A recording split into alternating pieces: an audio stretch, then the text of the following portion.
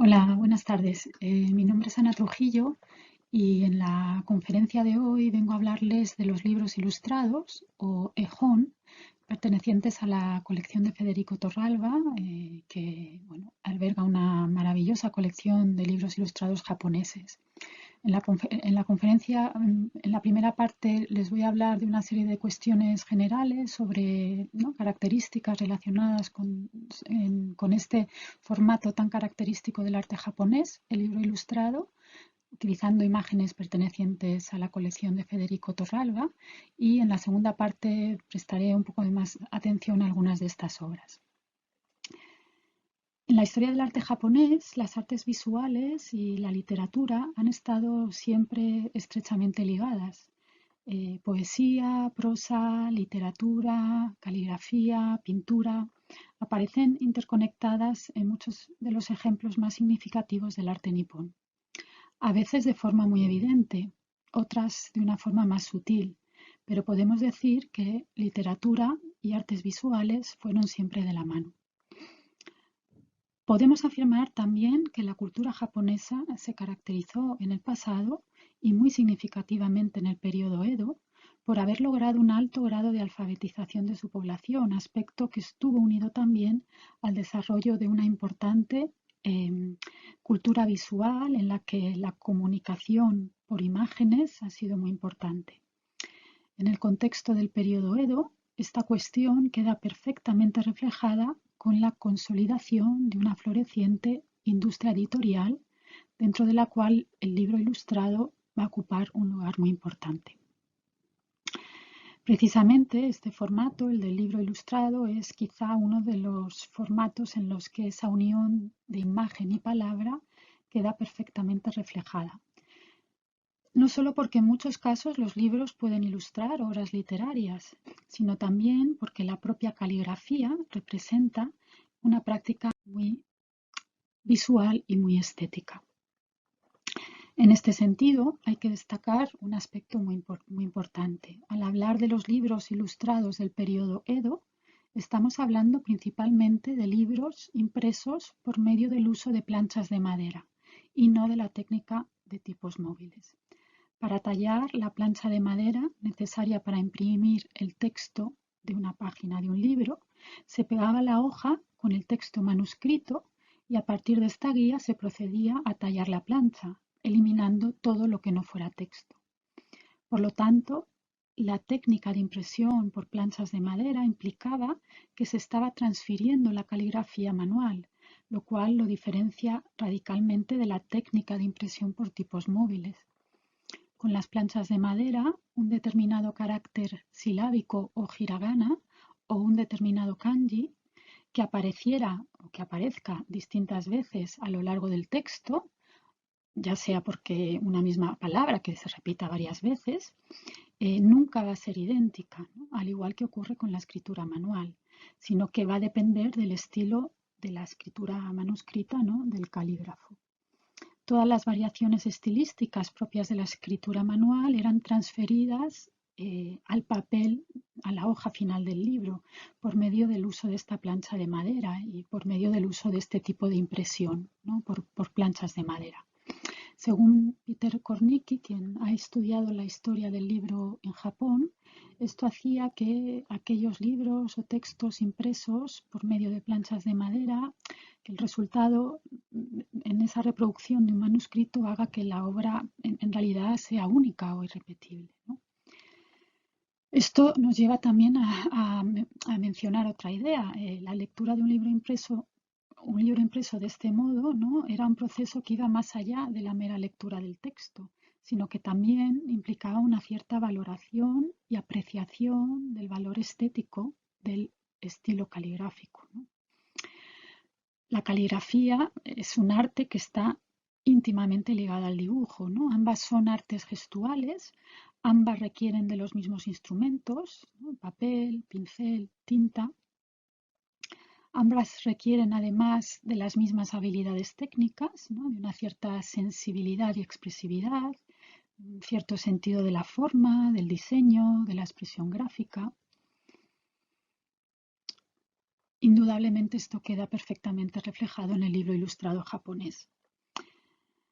Los libros ilustrados gozaron de una gran popularidad durante el periodo Edo, del siglo XVII a mediados del siglo XIX, aunque continuaron también siendo importantes en el periodo Meiji, ¿no? En el periodo Edo es cuando se consolida la producción de libros ilustrados por medio de esta técnica de impresión sobre planchas de madera o silografía, ¿no? Sin embargo, es también importante mencionar que los libros ilustrados impresos con esta técnica en realidad se consideran la continuación de una larga tradición anterior en la que se creaban obras manuscritas, también a veces ilustradas con imágenes, pero todo hecho de una forma manual, y que narraban o ilustraban principalmente textos budistas o textos de carácter literario. De hecho, la propia tradición de los libros impresos con imágenes fue importada de China, donde ya se había desarrollado desde el periodo Tang. Durante el periodo Edo, en Japón, el perfeccionamiento de las técnicas de impresión por planchas de madera indudablemente facilitó e incentivó el uso de ilustraciones y la popularidad del libro ilustrado, debido a la relativa simplicidad de incorporar imágenes junto a los textos, ¿no? Se utilizaba el mismo bloque de madera en el que se combinaba el texto y la imagen de una forma muy diversa, ¿no? Podemos, por tanto, afirmar que durante el periodo Edo los libros se hicieron muy visuales, ¿no? Al enfrentarse a un libro, el lector podía admirar no solo el estilo literario del autor, sino también el estilo de la caligrafía o el estilo de las ilustraciones. El término e-hon puede traducirse como libro ilustrado. Significaría o significa imagen y hon significa libro. En su relación con el periodo Edo, el término e-hon se refiere, en el sentido más estricto de la palabra, a aquellos libros publicados por medio de la técnica silográfica y en los que la imagen ocupa un lugar importante en relación con el texto. Los e-hon representan, por tanto, la unión de texto e imagen, aunque esto puede llevar a engaño, ya que no todos los libros ilustrados contenían texto, ¿no? En muchos casos, incluso, ¿no? Aunque veamos esa combinación de texto e imagen, en muchos casos las imágenes tenían una mayor presencia que el texto y, por tanto, en muchos libros ilustrados, en realidad, más que leerlos, hay que visualizarlos. Es muy interesante analizar distintos libros ilustrados para admirar los distintos modos en que en el diseño del libro japonés bueno, se combinaban texto, la palabra, la caligrafía con la ilustración, con la imagen en la hoja de papel, ¿no? A veces con diseños muy originales y refinados, ¿no? La imagen podía ocupar por completo, ¿no? A doble página, ¿no? En el recto y en el verso, ¿no? Creando una imagen doble, a doble página, perdón, que quizá podía ser seguida o preferida por otras páginas en las que viniera el texto referido a esa imagen, ya fuera en blanco y negro, como vemos aquí, o imágenes a color, ¿no? Como podemos ver en estos otros ejemplos. Podía aparecer también la imagen ocupando una parte de una página y vemos cómo el texto de alguna forma se amoldaba a esa imagen, ¿no? Podía rodear la imagen o, digamos, adaptarse al espacio que quedara, ¿no? A veces el texto aparece de una forma más sutil, ¿no?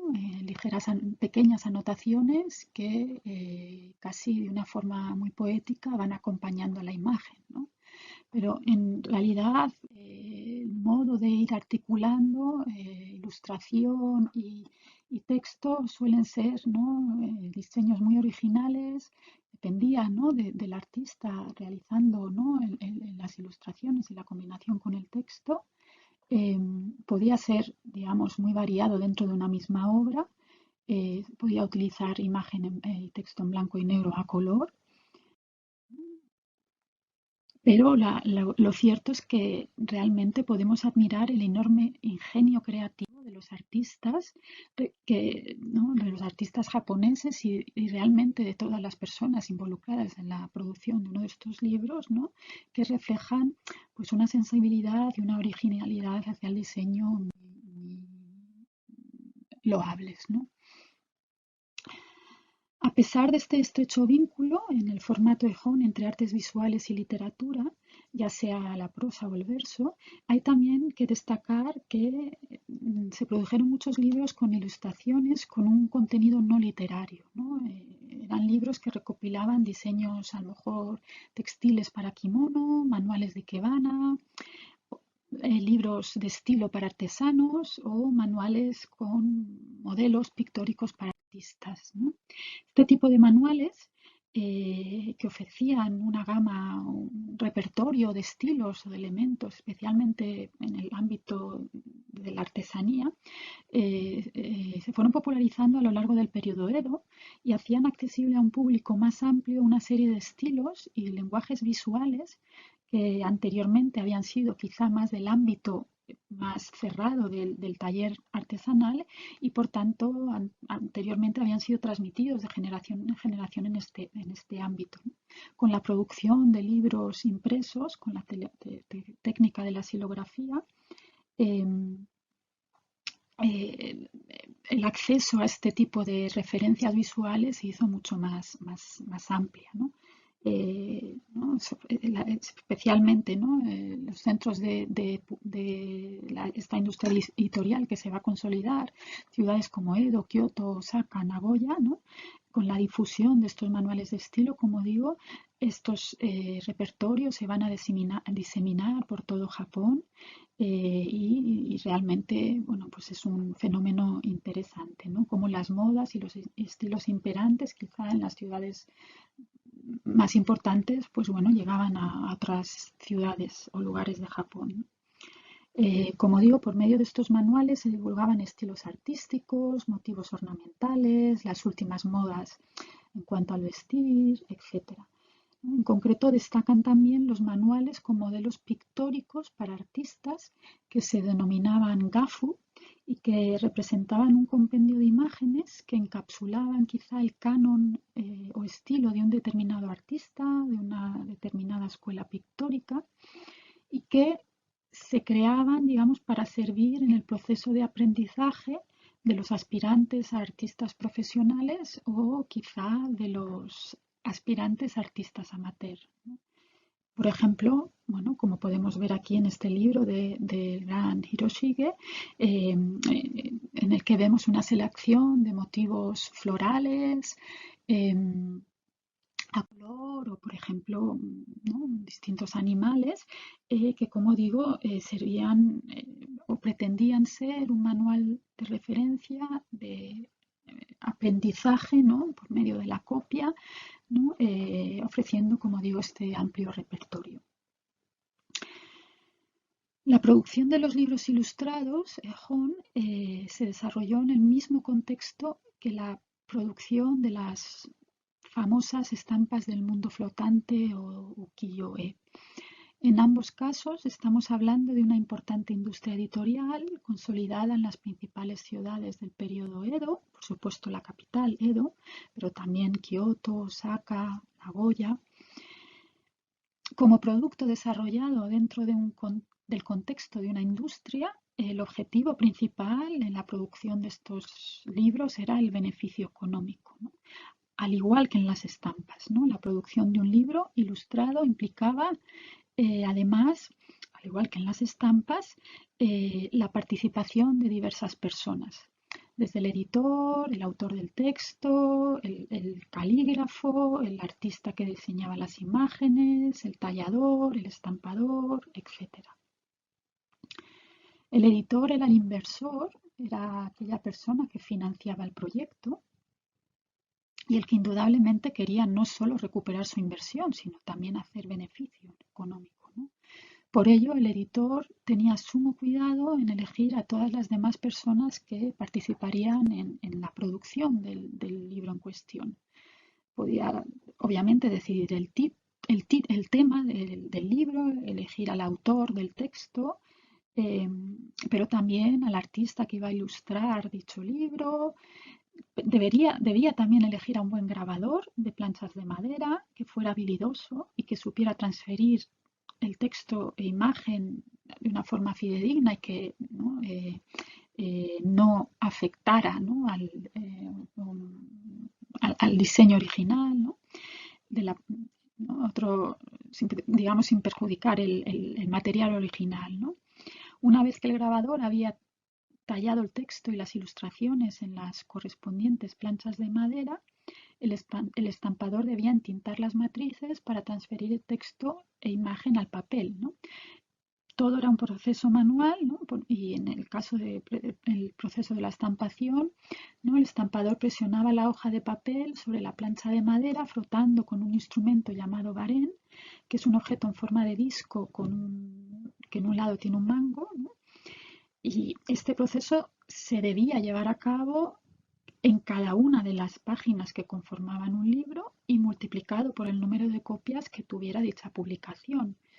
Si el estampador no hacía bien su trabajo, esto podía desvirtuar el diseño del artista. A pesar de todas las personas que participaban en la producción de un libro, los nombres que se suelen resaltar son los de los artistas, hecho que en realidad ya ocurría también en el periodo Edo, ¿no? De nuevo, Peter Kornicki explica que el nombre de los artistas podía de alguna forma ser resaltado en el propio libro como una estrategia de marketing, ¿no? Al principio del siglo XVII los nombres de los artistas quizá no aparecían, pero ya hacia la segunda mitad del siglo empezamos a ver cómo se resaltaba el nombre del artista, ¿no? Muchos de estos artistas eran los mismos que triunfaban en la creación de las estampas ukiyo-e, por lo que su participación en la publicación de un determinado libro podía ser un reclamo, ¿no? Un reclamo que indudablemente el editor estaba muy dispuesto a aprovechar para garantizar el éxito de su publicación.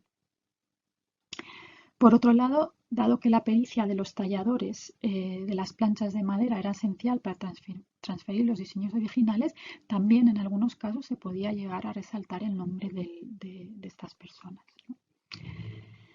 Si nos centramos en los materiales, si ponemos el foco sobre los materiales, los cejón obviamente están realizados a partir de papel, tinta y color, ¿no? El papel más habitual era el papel de morera o couzo con un característico tono blanco crudo.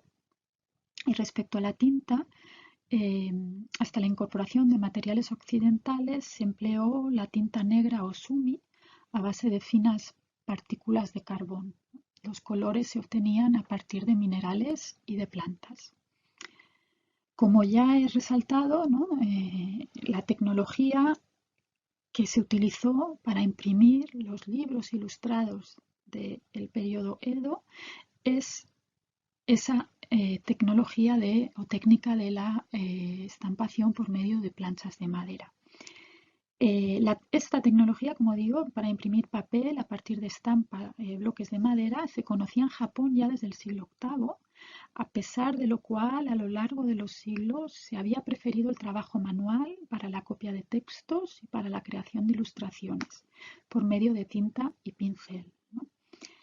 Esto comenzaría a cambiar, como digo, hacia comienzo del periodo Edo, ¿no? A partir de cuando se va consolidando y perfeccionando estas técnicas de impresión con planchas de madera, no solo para los textos, sino también para las ilustraciones. Y poco a poco se perfeccionaron también las técnicas para imprimir imágenes coloreadas, a color, ¿no? Hay que destacar que a finales del siglo XVI, poco antes del inicio del periodo Edo, había llegado a Japón la técnica de impresión por tipos móviles metálicos importada desde Corea en el contexto de las campañas militares que había desarrollado Toyotomi Hideyoshi.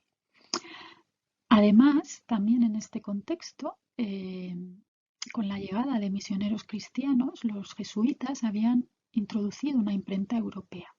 Sin embargo, ¿no? Y a pesar de la llegada de estas innovaciones, en Japón la técnica que va a ser la que domina y la preferida es, como digo, la técnica por medio de planchas de madera y a lo largo o en la primera mitad del siglo XVII o al inicio del siglo XVII, ¿no? En el contexto de Kioto, vamos a ver cómo sí que se va a explorar unas técnicas de tipos móviles, pero con bloques de madera, para transferir, ¿no? Tanto hiragana como kanji. Estamos hablando de un número reducido de publicaciones que se conocen como las ediciones Sagabón, o podríamos traducir como libros de saga, ¿no? Porque fueron realizados en Saga, en Kioto. Son, como digo, un grupo reducido de obras creadas bajo la iniciativa de un comerciante, Suminokura Soan, con la colaboración del calígrafo y gran artista de la escuela Rimpa, Honami Koetsu, y son unos libros que estaban destinados a un público refinado y acomodado, ¿no? Son, digamos, una producción refinada, ¿no? Vemos también como en algunos de estos sagabón se llega a introducir alguna ilustración en blanco y negro. Sin embargo, ¿no? A pesar de esta experimentación con tipos móviles de madera, como digo, lo que se va a consolidar en Japón es el uso de la plancha de madera, la silografía en una plancha de madera en la que se combina texto e imagen. ¿Vale? Y esto es lo que va a ir emparejado la consolidación de una industria editorial que se fue desarrollando en paralelo al perfeccionamiento de las técnicas de impresión silográfica, ¿no? Y ¿no? Frente a este origen, a lo mejor, de esos sagabón en el contexto de Kioto, vamos a ver cómo esa industria se va a consolidar en las principales ciudades japonesas, ¿no? Enseguida, en paralelo a ese desarrollo de las técnicas de impresión silográfica para la producción de libros, enseguida va a surgir también la necesidad de acompañar esos textos con imágenes, ¿no? Y la técnica de impresión con planchas de madera ofrecía dos ventajas importantes y quizá esto nos ayuda a entender por qué se convirtió en la técnica preferida, la técnica dominante, ¿no? Por un lado, las planchas de madera que se necesitaban para la producción de un libro se podían guardar, así que si una publicación resultaba exitosa, era muy sencillo realizar nuevas ediciones, ¿no? Y por otro lado, en sí, la plancha de madera ofrecía una gran versatilidad para no solo la inclusión o la incorporación de imágenes junto al texto, sino, como hemos dicho antes, para el desarrollo de distintos diseños en la combinación de texto e imagen, ¿no? Múltiples posibilidades en este sentido. Los libros que se van a ir desarrollando al principio, ¿no? Igual que en el desarrollo de la estampa silográfica, ¿no? Va a tener un desarrollo en paralelo, ¿no? Primero, igual que en la estampa silográfica, lo que surge al principio son esas estampas en blanco y negro o Benizuri-e, ¿no? Enseguida surgirá la necesidad de colorear, primero se colorearán a mano con pocos colores, pero enseguida las técnicas de impresión silográfica se irán complicando hasta llegar a la elaboración a la consolidación de la técnica Nishikie, de esas estampas de brocado, ¿no? Con múltiples colores que todos identificamos con la estampa ukiyo-e. Esto ocurre igual con el libro ilustrado, ¿no? Por lo tanto, en la producción de un libro ilustrado, especialmente en esas estampas, en esas páginas donde había imágenes a color, pues se requeriría el uso de múltiples planchas de madera para esas imágenes. Como he mencionado anteriormente, a lo largo del periodo se va consolidando esa importante industria editorial que es muy competitiva, ¿no? Y que va a permitir, por medio de esa técnica de la impresión xilográfica la publicación de libros con ediciones en centenares o miles de ejemplares, lo que indudablemente tuvo un impacto en la accesibilidad que un gran público podía tener a los libros y a los libros ilustrados, ¿no?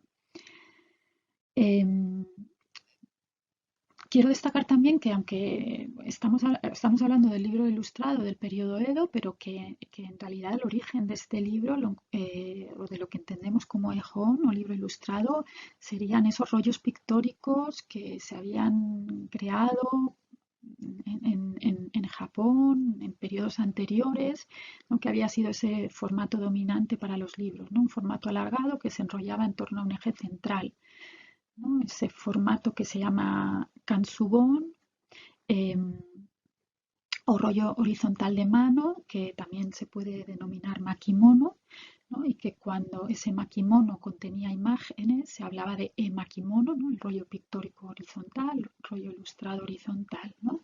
El kansubon o makimono, por lo tanto, puede considerarse el antecedente del ejón y puede considerarse el formato más temprano del libro en Japón y que a su vez había sido importado desde China, ¿no?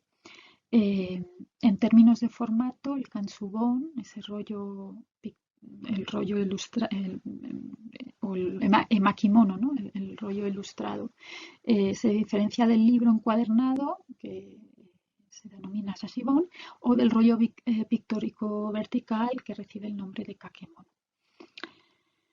Como he dicho, en el periodo Edo, sin embargo, se consolida el formato rectangular, como el que pueden ver en pantalla, que es el que más se parece a nuestro libro, ¿no? Sin embargo, un aspecto interesante de los libros japoneses es la variedad de formatos de encuadernación para unir las páginas que conforman un libro. Algunos de esos formatos también son importados desde el continente, pero en realidad lo que vemos es cómo en Japón, bueno, pues se desarrollan y se consolidan unido a ese desarrollo de nuevas técnicas de impresión y se usan en realidad, ¿no? Tanto la xilografía o este tipo de formatos de encuadernación, bueno, pues hasta que en el periodo Meiji empiezan a incorporarse nuevos formatos o nuevas tecnologías que venían obviamente de Occidente, ¿no? Dentro de esos modos de encuadernación destaca el Fukuro-toji, que en esta técnica primero se imprime el texto o la imagen o ambas cosas sobre cada folio dispuesto en horizontal, después cada folio se dobla por la mitad y los lados abiertos son los que se cosen en el lomo, ¿no? Convirtiéndose una mitad en el recto y otra en el verso de una hoja, ¿no? Para unir todas las páginas en la encuadernación, como pueden ver aquí en la imagen, ¿no? Eh, Otro tipo de encuadernación es el tipo orijón o de acordeón, en el que las hojas de papel se pliegan verticalmente y se adhieren unas a otras sucesivamente, ¿no? Y este tipo era muy habitual para, por ejemplo, la encuadernación de los largos sutras budistas. Por otro lado, las cubiertas solían ser sencillas, realizadas en un papel más grueso, más tipo cartón quizá, y decoradas a veces con simples motivos pintados, grabados o impresos, eh, pero en realidad, como digo, era lo más habitual que se encuadernaran con sencillas cubiertas protectoras realizadas en ese papel más grueso y se establece una serie de colores, negro, azul, amarillo, naranja, ¿no? Que van a ser, bueno, pues dominantes, ¿no? En los libros con lomo, las hojas se cosían por el lomo con un hilo, el hilo que daba a la vista, como pueden ver, por ejemplo, ¿no? en estos libros que hay en pantalla, y era muy habitual la utilización de esas 4 perforaciones por las que se pasaba el hilo, ¿no? En ediciones más caras, por supuesto, se podía decorar las cubiertas de los libros con diseños más sofisticados o con materiales más lujosos, ¿no? Incluso pues grabando, introduciendo elementos con un ligero relieve, dibujos, etcétera, ¿no? Y en la cubierta se pegaba esa cartulina que ven en el lado a la izquierda, ¿no? Que es el Daisen, donde aparecía el título. Es importante también señalar que el japonés se escribe de arriba abajo y de derecha a izquierda, por lo que los libros japoneses se abren y se leen en la dirección opuesta a un libro occidental. Era habitual que a las cubiertas les siguiera un prólogo, seguido por ya las páginas principales del libro, que dependiendo del libro ilustrado podían ser todo ilustraciones o podían combinar páginas con ilustración o texto o podían ser páginas en las que aparecían la ilustración y el texto digamos, atendiendo a esos diseños originales que hemos mencionado antes, ¿no? Por lo tanto, digamos, la proporción entre texto e imagen en cada ejón varía en conjunto en el libro, pero también la presencia de texto en cada imagen, pues también, como he dicho, a veces no hay nada de texto, o a veces puede haber una ligera, ¿no?, indicación, una ligera que pudiera aludir al título, o a lo mejor hay una proporción o parte de la página destinada al texto.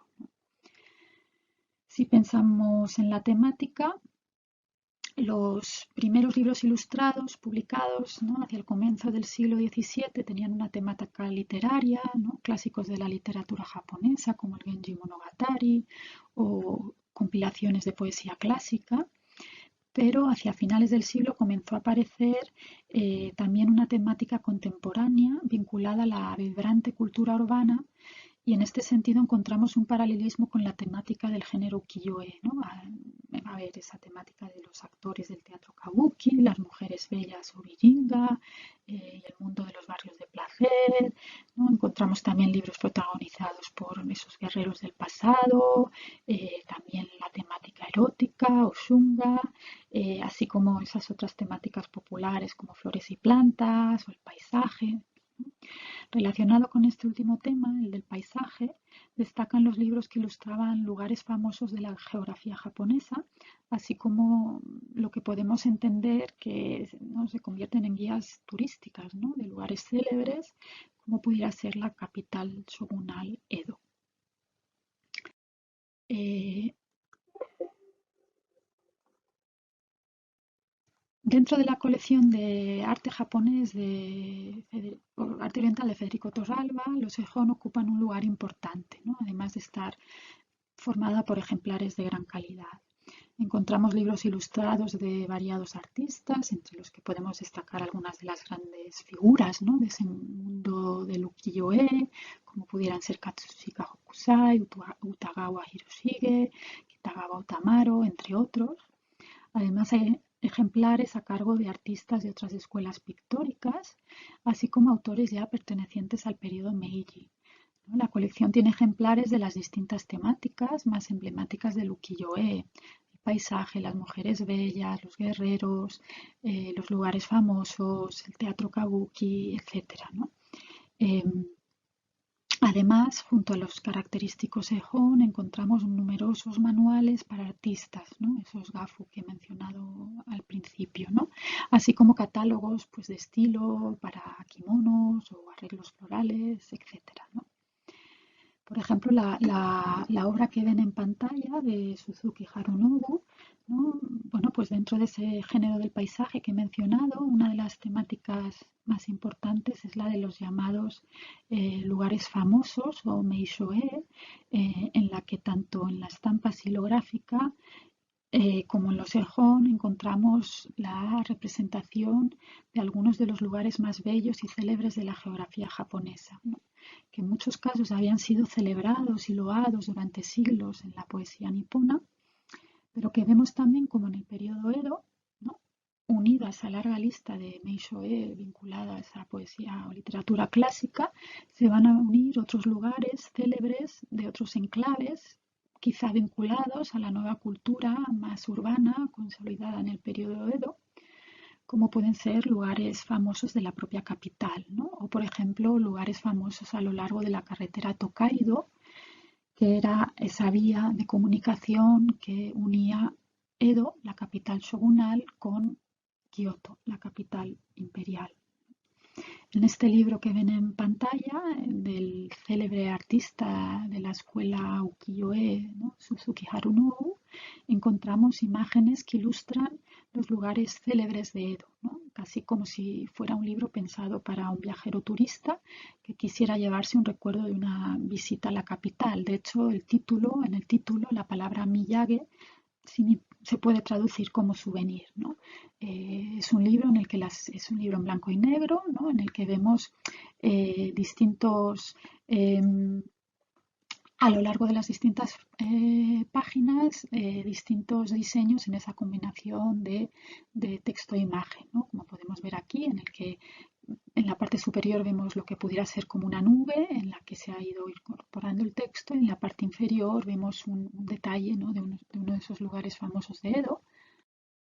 O, por ejemplo, en esta otra, ¿no? Dos páginas en las que vemos una mayor presencia de la del texto, ¿no? Y en la a mano derecha, ¿no? Como esa página ha sido pues, perfectamente dividida en dos partes, ¿no? Texto e ilustración. ¿No?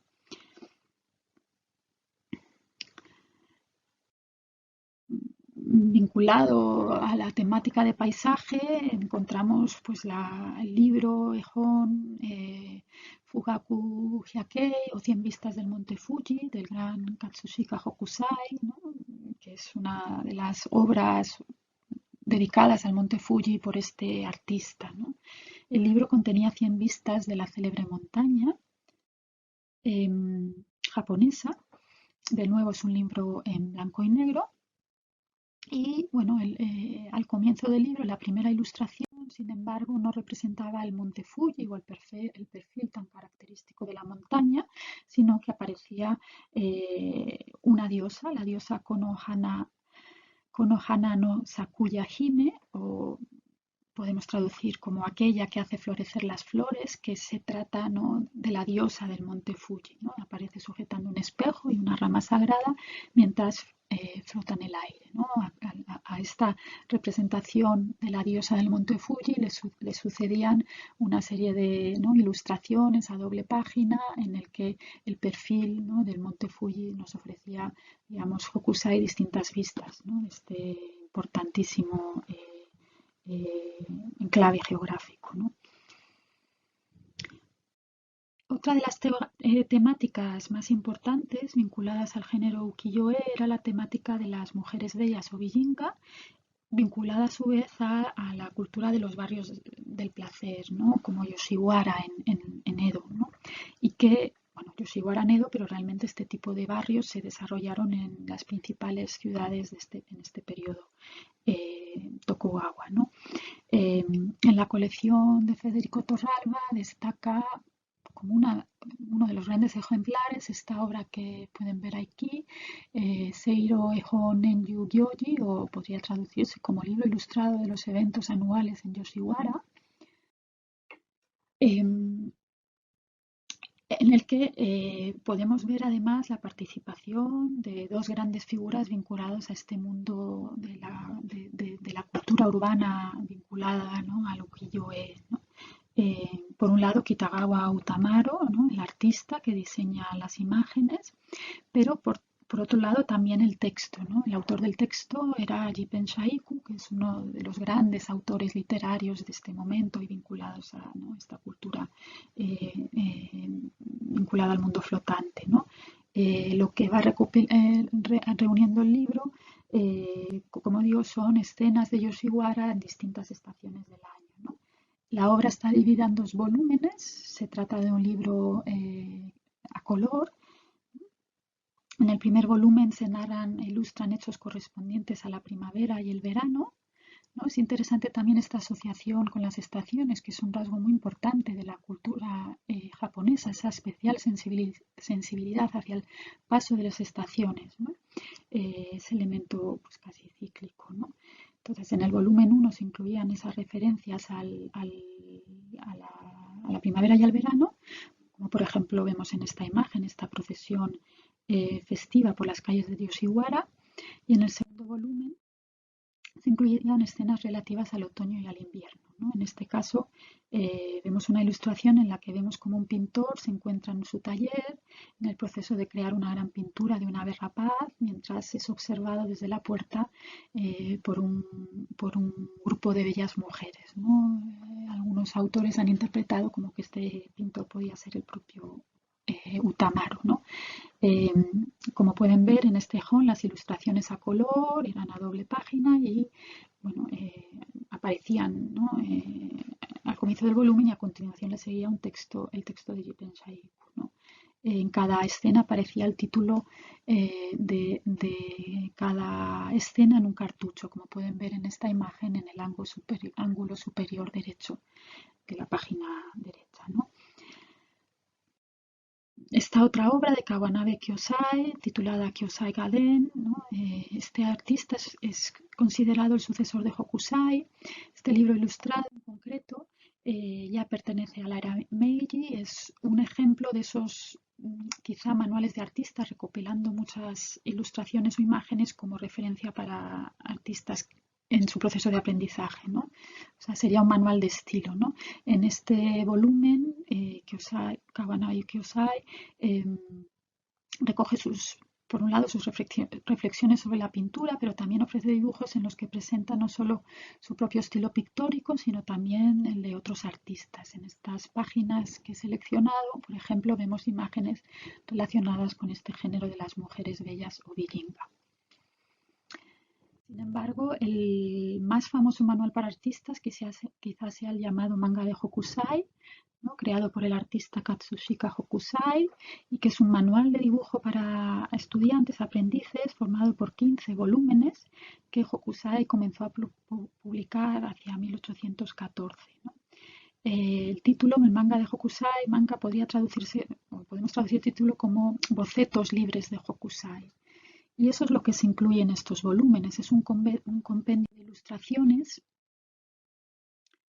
de la temática más variada, ¿no? Que son el resultado de la rica imaginación y la creatividad de Hokusai, pero también de su habilidad para plasmar todo aquello que le rodeaba, ¿no? Mujeres y hombres desempeñando distintas acciones, animales, flores, plantas, paisajes, ¿no? Etcétera, ¿no? El término manga en sí aludía a una cierta idea de libertad en la representación, una cierta idea de dibujar por dibujar aleatoriamente, ¿no? Elementos de la naturaleza o de la vida cotidiana. En estas páginas del manga de Hokusai, el artista incluyó pues, diferentes maneras de pintar la hierba, el agua, una montaña, animales, personas desempeñando distintas acciones plasmadas en distintas posturas, etcétera, ¿no? En conjunto, los volúmenes ofrecen un compendio de temáticas pictóricas, ¿no? Paisaje, mitología, arquitectura, fauna, flora.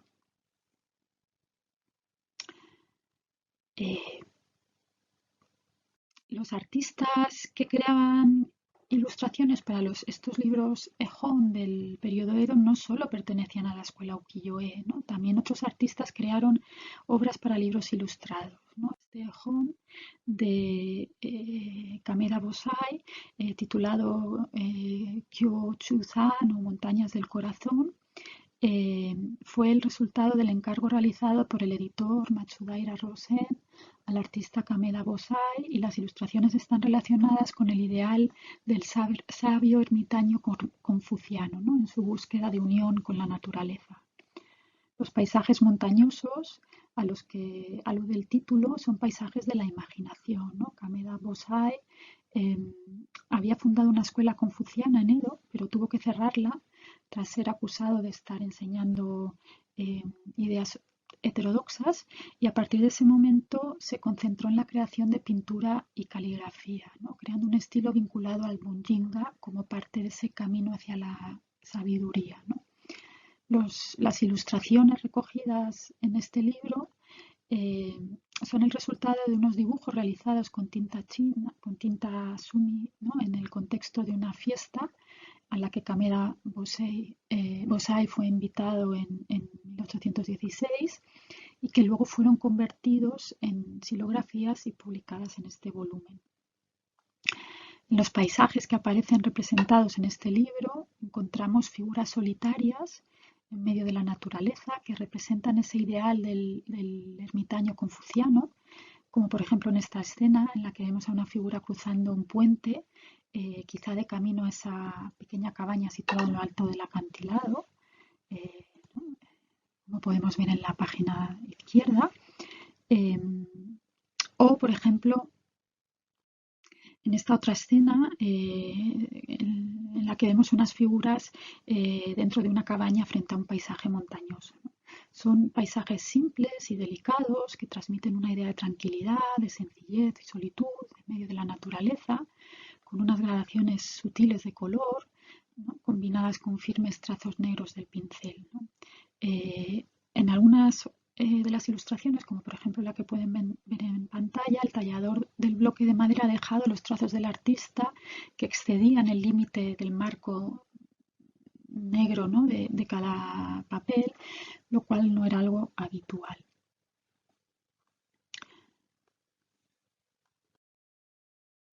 Este artista, Watanabe Shotei, fue un artista del periodo Meiji especializado en la temática de naturaleza, ¿no? De flores, plantas, aves, ¿no? Y que tuvo mucho éxito a partir de hacia finales del siglo XIX en la edición de libros y revistas artísticas, ¿no? Un artista que en ese contexto contribuyó a revitalizar la xilografía japonesa, que en ese momento ya había empezado a declinar, ¿no? Este artista además pasó una temporada en Occidente, viajando por Europa, Estados Unidos, y pudo tener contacto con la pintura occidental y aprendió pues técnicas de claroscuro, perspectiva, realismo, ¿no? Y de hecho llegó a obtener una medalla de plata en la Exposición Universal de París de 1878. El libro que tienen en pantalla es otro ejemplo de estos gafu o manuales para artistas, ¿no? En las ilustraciones seleccionadas vemos la temática característica de la pintura japonesa del género kachoga, flores y pájaros, ¿no? Ilustraciones muy bellas, muy delicadas, en las que destaca la habilidad del artista eh, por organizar la composición, aprovechando el blanco del papel, ¿no? Dejando grandes áreas, digamos, vacías o en blanco, ¿no?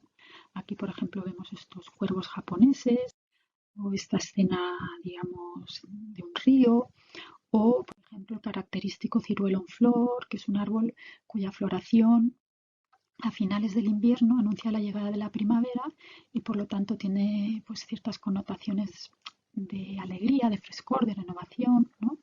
En el diseño de este artista vemos esa, ¿no? elegante, ese diseño asimétrico, ¿no? Pero una elegante y delicada rama de ciruelo en flor, ¿no? que destaca sobre una luna llena, ¿no? muy sutil, que podemos ver en el lado izquierdo de la hoja, ¿no? Esta obra que pueden ver aquí, de Shitomi Kangetsu, ¿no? Es una obra, la he traído por mostrar también otro tipo de temática, ¿no? Está formada por varios volúmenes ilustrados por este artista que reúne una colección de ilustraciones que representan las distintas artes y tecnologías de Japón. Son 5 volúmenes que reúnen una sucesión de dibujos en blanco y negro a doble página, a veces acompañadas de breve texto, ¿no? En el primer volumen, por ejemplo, al que pertenece esta ilustración, se dedica a la fabricación de sake, ¿no? El segundo, por ejemplo, se dedica al trabajo de la piedra y trabajos de cantería, ¿no? Los volúmenes tercero y cuarto se dedican a las artes de la pesca, ¿no? Como podemos ver, por ejemplo, en estas ilustraciones, ¿no? Y el volumen quinto se incluían ilustraciones, por ejemplo, sobre, bueno, en el volumen quinto se incluían ilustraciones sobre alfarería, artes textiles y otras artes, ¿no? Se trata de un compendio muy interesante de imágenes porque nos ofrece una información visual fidedigna del desarrollo de estas artes y estas tecnologías a finales del siglo XVIII, pero además porque las ilustraciones tienen un gran atractivo artístico, ¿no? Y bueno, finalmente he traído uno de estos catálogos que reunían diseños textiles para kimono, como esta obra que pueden ver aquí,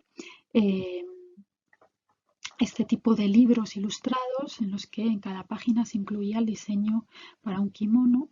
Ya fueron, ¿no? ya habían sido populares en el periodo Edo, pero quizás su popularidad se intensificó más durante la era Meiji. Este tipo de libros eran eminentemente prácticos, pretendían servir a los diseñadores, ¿no? Y de hecho en muchos casos, bueno, aunque aquí tenemos el nombre del artista, pero en muchos casos eran anónimos, ¿no? Y era muy habitual que se organizaran, ¿no? Tal como ven en esta imagen, ¿no? El simple perfil de la forma del kimono, coloreado con ricos colores que destacan los diseños de, bueno, flores, plantas, animales, objetos, elementos de la naturaleza, diseños geométricos, etcétera, que estaban de moda en aquel momento, ¿no? Como por ejemplo aquí en el diseño de la izquierda vemos una combinación de bambú y flores de ciruelo, y en la derecha, ¿no? Crisantemos y ese típico diseño abstracto japonés que representa olas, ¿no? O, bueno, por ejemplo, este otro diseño en el que vemos una escena, pues, de un río con las embarcaciones, ¿no? Y ese efecto de una suerte de nube en la parte superior. Como ha podido verse en esta presentación, la colección de arte oriental de Federico Torralba alberga una valiosísima colección de Ehon, en las que podemos ver representados a los principales artistas, así como de la escuela ukiyo-e, así como obras de diversos géneros y temáticas que caracterizaron este tipo de libro. Los Ehon constituyen una producción cultural muy característica de la cultura japonesa, ¿no? Muchas culturas y civilizaciones han creado libros ilustrados, pero quizá los Ehon japoneses han alcanzado las más altísimas cotas de refinamiento estético, y dentro de este grupo de obras encontramos algunas de las obras más sorprendentes y originales creaciones del arte japonés. Y desde luego, como he dicho, en la colección de Federico Torralba encontramos ejemplares interesantísimos de este formato tan original como es el Ehon o libro ilustrado japonés.